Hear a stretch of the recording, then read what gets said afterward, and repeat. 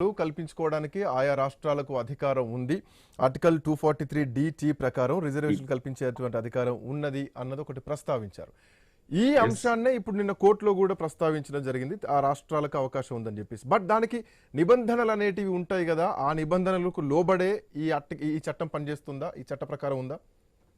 అవును, మీరు అన్నట్టు 73, 74 అమెండ్మెంట్స్ లో స్పష్టంగా 243 తర్వాత అందులో డిలో తర్వాత టీలో 6 ఐటమ్ నెంబర్ 6 లో స్పష్టంగా ఉంది. బీసీలకు మీరు రిజర్వేషన్లు కల్పించవచ్చు అంటే గ్రామ పంచాయతీల్లోను తర్వాత మున్సిపల్ బాడీస్ లో. ఆ తర్వాత ఏంటంటే దాని తర్వాత ఈ కృష్ణమూర్తి అన్న ఆయన యాక్చువల్ గా ఈ బీసీలకు రిజర్వేషన్ కల్పించడమే రాజ్యాంగ విరుద్ధం అని వెళితే అప్పుడు జడ్జిమెంట్ లో ఈ ట్రిపుల్ టెస్ట్ అన్నది పెట్టడం జరిగింది. పెట్టి అప్పుడు ఈ 3 నియమావళి చేసి ఆ లోపల మీకు 92లో మళ్ళా ఈ ఇందిరా సాహని జడ్జిమెంట్ రావడం వల్ల వీటన్నింటినీ కూడా కలిపి అందులో ట్రిపుల్ టెస్ట్ లో థర్డ్ టెస్ట్ వచ్చేసి ఇట్ షుడ్ నాట్ ఎక్సీడ్ 50% అన్నది స్పష్టంగా చెప్పడం జరిగింది. సో దీన్ని మళ్ళా రివైజ్ అయ్యి కృష్ణమూర్తి జడ్జిమెంట్ మళ్ళా లార్జర్ బెంచ్ కు చేసి ఈ 50% ఫాలో అవ్వాల్సిన అవసరం లేదు అన్నది కనుక సుప్రీంకోర్టు ఇస్తే అది ఇవ్వడానికి చాలా ఆస్కారం చాలా తక్కువ, అసలు ఉండదు.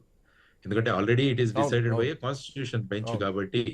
సో ఇవన్నీ కూడా చేసుకుంటే నేను చెప్పినట్టు ఒక స్పెషల్ అధికారాన్ని పెట్టి ఈ మన లోకల్ బాడీ ఎలక్షన్ లో అలాగే పోస్ట్పోన్ చేయడం. రెండవది మీరు ఇంతకు ముందున్న 24% తో ఎన్నికలు నిర్వహించడం, లేకుంటే నిరవధికంగా వాయిదా వేసి ఇంకా మొత్తం దేశంలో జనాభా లెక్కలు పూర్తయిన తర్వాత మళ్ళా కేంద్ర ప్రభుత్వం తీసుకునే చట్టం, వీటన్నింటినీ అప్పటి వరకు కూడా ఈ ఎలక్షన్లు అలాగే ఉంటాయి. మళ్ళా ఎవరో ఒకరు వెళతారు, మరి 5 సంవత్సరాలు పూర్తయింది కాబట్టి ఎలక్షన్లు నిర్వహించాలి అని వెళ్ళినప్పుడు మళ్ళా ఈ 49% తోనే వెళ్లాల్సిన అవకాశం ఉంటుందన్నది that is how I think.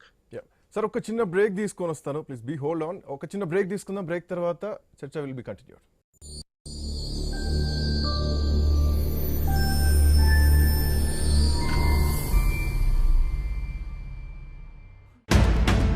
బీహార్లో తొలి విడత ఎన్నికల్లో సత్తా చాటేదెవరు? క్యాబినెట్ మినిస్టర్స్ కు సిద్ధు డిన్నర్, ఉద్వాసన తప్పదా? గోల్డ్ రీఫ్ ను విదేశాలకు ఎగుమతి చేశారా? నకిలీ యాప్లతో సైబర్ నేరగాళ్ల ఆగడాలు.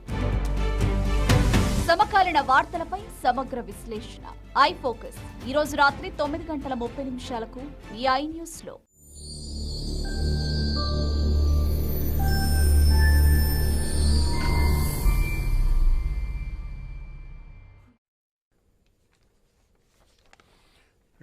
Welcome back.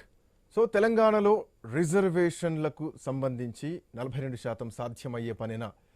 ఇది పార్లమెంటరీ వ్యవస్థ ప్రకారం రాజ్యాంగబద్ధంగా రావాల్సింది. జీవోల ద్వారా ఎంతవరకు సాధ్యమవుతుంది అనేది మాట్లాడుకుంటున్నాం. సిబిఐ మాజీ జేడీ లక్ష్మీనారాయణ గారు మనతో పాటు అందుబాటులో ఉన్నారు. లక్ష్మీనారాయణ గారు, వెల్కమ్ బ్యాక్. అంటే ఇక్కడ కొన్ని ప్రశ్నలు చాలా ఇంట్రెస్టింగ్ గా కనిపిస్తున్నాయి. గతంలో అసెంబ్లీలో తీర్మానం అయిందంటేనే ప్రజాభిప్రాయం లాగా దీన్ని పరిగణించాల్సినటువంటి అవసరం ఉంటుంది. సో ఆల్ పార్టీస్ అంగీకరించాయి. సో దీన్ని రిజర్వేషన్లు ఇచ్చేయండి అన్న వాదన జరిగింది. అసెంబ్లీ తీర్మానాన్నే ప్రజాభిప్రాయంగా భావిస్తే ఇది చట్టరూపం దాలుస్తుందా, అది చట్టమవుతుందా అన్నది ఒక ప్రశ్న. ఇప్పుడు ఫర్ ఎగ్జాంపుల్ మీరు కేంద్ర ప్రభుత్వం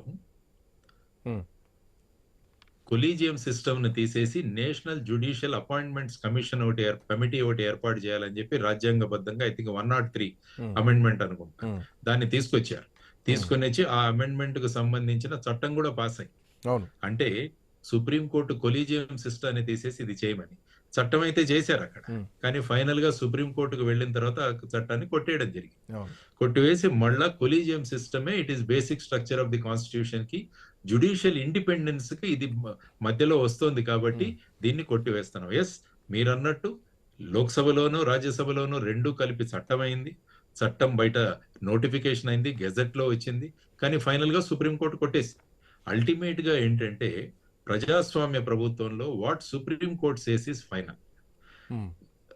అసెంబ్లీలు పార్లమెంట్లు తీసుకున్న నిర్ణయాన్ని రాజ్యాంగబద్ధంగా ఉన్నాయా లేదా అని నిర్ణయించే అధికారం రాజ్యాంగ కోర్టులు అంటే హైకోర్టుకి, సుప్రీం కోర్టుకి ఉంది.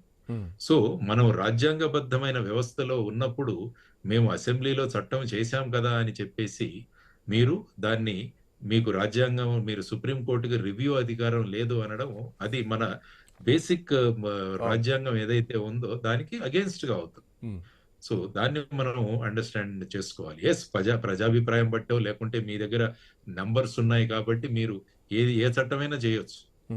రేపు బలం ఉంది కదా అని రేపు ఫర్ ఎగ్జాంపుల్ ఆంధ్రప్రదేశ్ లో తీసుకుంటే ఎన్డీఏ కూటమికి 164 సీట్లు ఉన్నాయి. అంటే వాళ్ళు ఏ చట్టమైనా తీసుకురావచ్చు. ఇక్కడ కూడా అలాగే ఉంది. కాబట్టి ప్రజలు మాకు అధికారం ఇచ్చాము కదా అని మేము ఏమంటే ఆ అధికారం తీసుకుని వస్తాము అనడం అది సబబు కాదు. మీరు తీసుకునే ప్రతి చట్టం కూడా రాజ్యాంగబద్ధంగా ఉండాలి అన్నది మన బేసిక్ ఫండమెంటల్ అంటే డివిజన్ ఆఫ్ డ్యూటీస్ అంటాం. అంటే లెజిస్లేచర్ డ్యూటీస్, ఎగ్జిక్యూటివ్ డ్యూటీస్, వాటికి రివ్యూ చేసే అధికారం కోర్టుకు ఉందని మనం స్పష్టంగా చేసాం judiciary. So judicial decision is final unless దాన్ని మీరు compensate. For example Shah Bano case తీసుకుంటే అప్పుడు దాన్ని మళ్ళా రాజీవ్ గాంధీ ప్రభుత్వం దాన్ని చట్టంగా తీసుకొచ్చి ఆ సుప్రీంకోర్టు జడ్జిమెంట్ యొక్క ఇంపాక్ట్ ను తగ్గించారు. ఫర్ ఎగ్జాంపుల్ సుప్రీంకోర్టు చెప్పింది ఎలక్షన్ కమిషనర్లను అపాయింట్ చేసేటప్పుడు prime minister, chief justice of supreme court, leader of opposition వీరు ముగ్గురు కలిసి నిర్ణయించాలని. దాని తర్వాత లోక్సభలోను పార్లమెంట్ లో చట్టం తీసుకొచ్చి ఆ జడ్జిమెంట్ ను పక్కన పెట్టారు. సో ఇలా జరుగుతుంటాయి. మీరు చేసిన జడ్జిమెంట్ ని సుప్రీంకోర్టు పక్కకు పెట్టడం, సుప్రీంకోర్టు జడ్జిమెంట్ ని చట్టం ద్వారా మీరు పక్కకు పెట్టడం, ఇవన్నీ కూడా జరుగుతుంటాయి. ఫైనల్ గా అల్టిమేట్ గా everything should be with in the constitution అన్నది మనం ఆలోచించాల్సిన విషయం. సార్, ప్రభుత్వం తొందరపడ్డట్టు ఏమైనా అనిపించిందా? రాజకీయ కోణాలు కాసేపు పక్కన పెడితే ఎన్నికలకు తొందరపడ్డదా అన్నది ఒక ప్రశ్న. ఎందుకంటే గతంలో కిరణ్ కుమార్ రెడ్డి ప్రభుత్వంలో కూడా ఇట్లాంటి సమస్య ఎదురైంది. అప్పుడు రిజర్వేషన్ల అంశం వచ్చినప్పుడు లేదు అప్పటికే ఎన్నికల షెడ్యూల్ రిలీజ్ అయింది, నోటిఫికేషన్ ఇచ్చేశారు. సో ఇప్పుడు కోర్టులు జోక్యం చేసుకోకూడదు అని చెప్పేసి ఆ రోజు కోర్టులు జోక్యం చేసుకోలేదు. సో ఇప్పుడు కూడా అదే పద్ధతిలో ప్రభుత్వం ఆలోచన చేసిందా? అందుకే వెకేషన్ బెంచ్ వెంటనే ఇది విచారణ పరిగణలో ఉంటుంది, మీరు ఒకవేళ ఎన్నికలకు షెడ్యూల్ రిలీజ్ చేసినా కానీ ఖచ్చితంగా దీనిపైన విచారణ ఉంటుందని చెప్పేసి ఒక ఇంటిమేషన్ ముందే ఇచ్చిందా? అంటే ఎవరు కోర్టుకు వెళ్ళరు అనుకోవడం అది కరెక్ట్ కాదు, తప్పు కదా. అవును, ఏదైనా ఎందుకంటే బీసీ రిజర్వేషన్లు ఇవ్వాలని ప్రతి పార్టీ కూడా అడుగుతూనే ఉంది. వాస్తవం. కానీ పొలిటికల్ గా మీరు చూస్తుంటే క్రెడిట్ ఎవరికి వెళ్తుంది అన్నది ఒకటి ఎప్పుడు కూడా రాజకీయంలో మనం ఆలోచిస్తాం. బయటికి సపోర్ట్ చేసినా కూడా రేపు క్రెడిట్ ఎవరికి వెళుతుంది అని చెప్పేసి ఆ విషయంగా కూడా మనం ఆలోచించాల్సిన అవసరం ఉంది. తర్వాత ఈ సందర్భంగా కొంతమంది కోర్టుకైతే ఖచ్చితంగా వెళుతారు. కాబట్టి కోర్టుకు వెళ్ళరు అనుకొని మనం ఇది చేయాలంటే అది కరెక్ట్ కాదు. ఎందుకంటే మన నిర్ణయం ఎప్పుడు కూడా కొంతమందికి ఫేవరబుల్ గా ఉండొచ్చు, ఇంకొక మందికి ఫేవరబుల్ గా ఉండకపోవచ్చు. కాబట్టి ఫేవరబుల్ గా లేని వాళ్ళు ఖచ్చితంగా కోర్టుకు వెళ్తారు. మరి కె కృష్ణమూర్తి అన్న అతను టోటల్ బీసీ రిజర్వేషన్లే రాజ్యాంగ విరుద్ధం అని వెళ్ళాడు ఆయన. అప్పుడు ఆ ట్రిపుల్ టెస్ట్ జరగడం జరిగింది అనమాట. సో ఈ విధంగా ప్రభుత్వాలు తీసుకునే ప్రతి నిర్ణయం కూడా రాజ్యాంగబద్ధంగా ఉండాలన్నది మనం బేసిక్ గా ఆలోచించాల్సిన అంశం. సో ఎందుకంటే ఇవి ఆల్రెడీ చూసాం మనం. నేను చెప్పినట్టు మహారాష్ట్రలో మరాఠా రిజర్వేషన్లు అన్నవి ఎప్పటి నుంచో జరుగుతున్నాయి, ఇవి జరుగుతూనే ఉన్నాయి. కాబట్టి అవి ప్రతిసారి అక్కడ కోర్టు నిర్ణయాలు మనకు తెలుస్తూనే ఉన్నాయి. అయినా కూడా రాజ్యాంగం పొలిటికల్ గా కొన్ని డెసిషన్స్ తీసుకోవాల్సి వస్తుంది.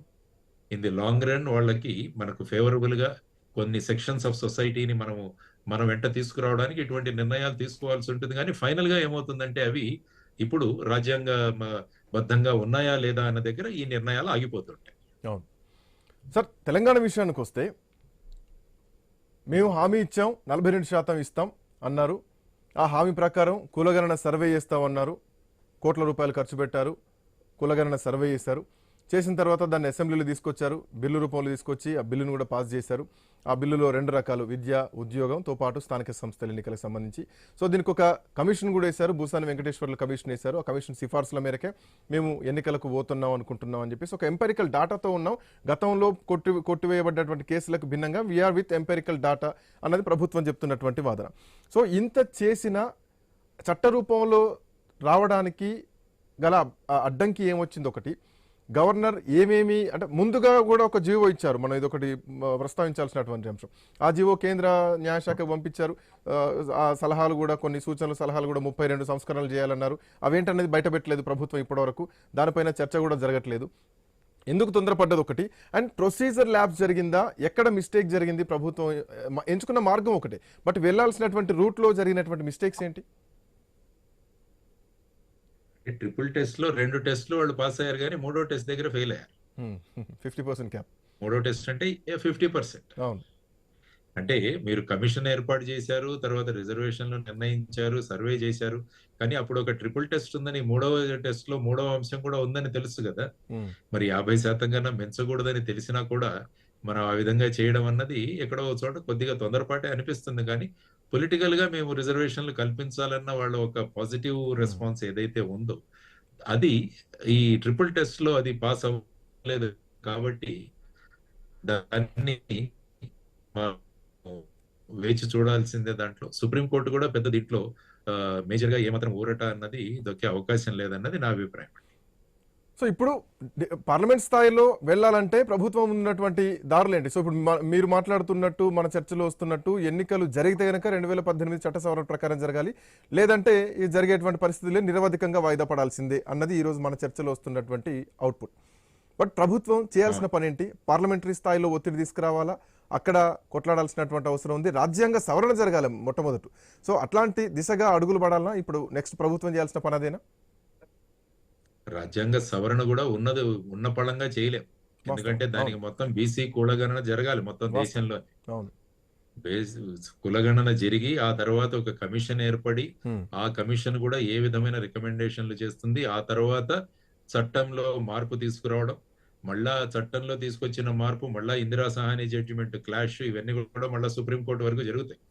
ఇవన్నీ కూడా అంత ఓవర్ నైట్ నిర్ణయం తీసుకునే అవకాశం చాలా తక్కువగా ఉంది దీంట్లో. కాబట్టి so best way for government is, మీరు స్థానిక సంస్థల ఇవి ఏర్పాటు చేయాలంటే మీకున్న ఇంతకు ముందు ఉన్న 24% బీసీలకు ఇచ్చి దాంతో నిర్వహించడం ఒకటి.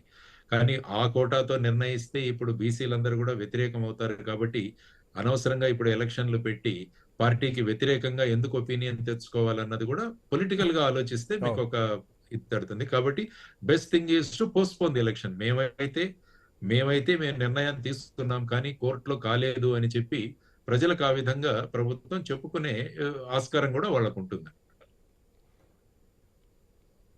అంటే దేశం మొత్తం కూడా, అంటే ఇక్కడ రాజకీయ పరంగా చూద్దాం సార్. ఇప్పటివరకు టెక్నికల్ అంశాలు మాట్లాడుకున్నాం. రాజకీయ పరంగా చూస్తే గనక కాంగ్రెస్ పార్టీ రాష్ట్రంలో అధికారంలో ఉంది.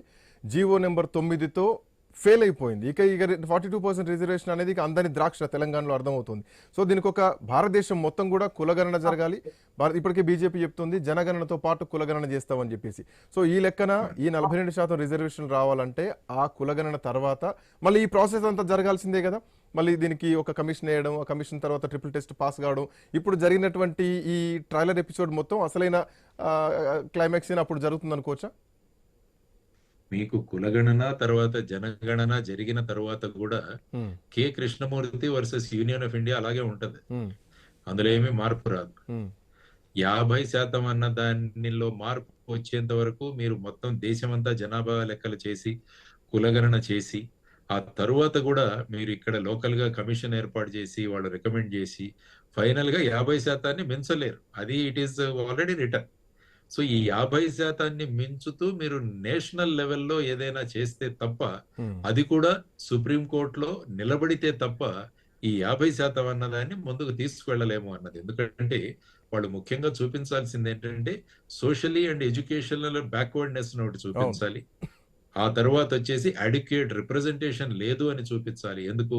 విద్యకు, ఉద్యోగాలకి. ఆ తర్వాత వచ్చేసి 243D6 ప్రకారము, 243D6 ప్రకారము మీకు రిజర్వేషన్లు కల్పించడానికి మళ్ళా ఈ ట్రిపుల్ టెస్ట్ అన్నది వస్తుంది. అందులో మీరు ఒక కమిషన్ ఏర్పాటు చేయాలి. మళ్ళా ఏ లోకల్ బాడీస్ లో ఎంతెంత చేయాలి అని సపరేట్ గా మీరు నిర్ణయించాలి. ఆ లోపల ట్రిపుల్ టెస్ట్ లో మనకు 50% గనక సుప్రీంకోర్టు ఓకే అన్నదంటే ఆ తర్వాత మీరు నిర్ణయించే అవకాశం ఉంటుంది అనమాట. అది మనం బేసిక్ గా గమనించాల్సిన అవసరం. థ్యాంక్ యూ లక్ష్మీనారాయణ గారు. Thanks for joining.